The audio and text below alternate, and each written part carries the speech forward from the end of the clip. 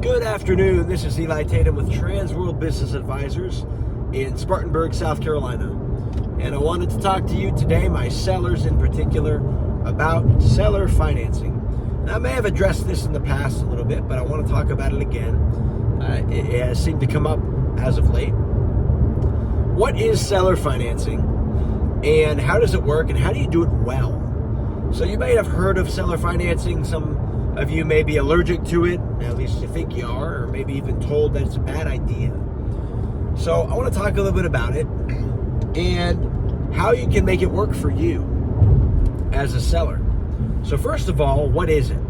Seller financing is essentially this. You as a seller are loaning money to a buyer who is purchasing your business from you. So just say the business purchase price is $200,000 on the seller. $200,000 is the purchase price of the business that the buyer's bringing ultimately to pay you. But they only have $150,000 in cash to bring. And so they need you to help them finance $50,000. And they're not going to go to a bank to do it. You're going to do it. You're going to be the bank. And so they say, hey, I'll pay you $150,000 at close. I'll pay you the other $50,000 over 2 years. And you say, okay, let me think about that.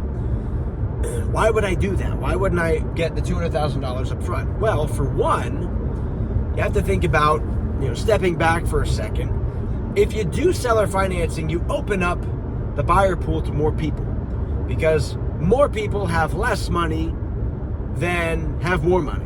So a lot of people have less money, and so you bring more buyers to the table potentially, number one. Number two, if they do seller financing, they're typically going to pay you interest on that money. Could be 7% or so, give or take. So you're going to make more than the total purchase price of the business. Number two. Number three, and you want to talk to your accountant about this one, but there is a possibility that because they're paying you $150,000 at close, that you might only pay tax on the $150,000 at close rather than $200,000. So it might save you in taxes. And over the next 2 years, you'll pay tax on the other money paid to you over the next 2 years. But instead of paying $200,000 in tax all at once, or I should say tax on the $200,000 sale price and all that implies all at once, again, speak to your accountant, you only pay it on a portion of that. Number four is you are still owner of the business until that seller financing note is paid off. And so you can work it out with your attorney so that you have the right to basically keep an eye on the finances of the business, how it's running.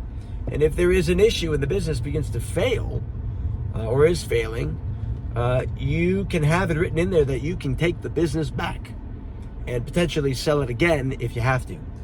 So that's something you want to talk to your attorney about, but there is recourse for you, an advantage to you to doing seller financing. It's something definitely to think about. So this is Eli Tatum with Transworld Business Advisors, and hope everything is going well with you.